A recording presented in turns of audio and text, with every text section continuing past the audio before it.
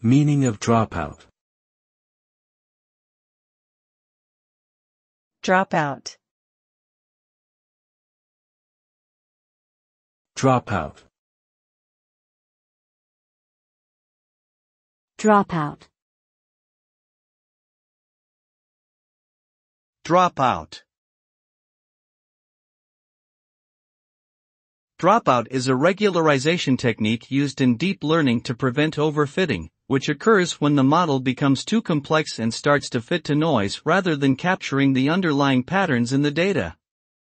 Dropout randomly drops out, or deactivates, some of the neurons in a neural network during training, thus forcing other neurons to pick up the slack and preventing any one neuron from becoming too important. This results in a more robust and generalizable model that performs better on unseen data. Overall, dropout helps to improve the performance of deep learning models.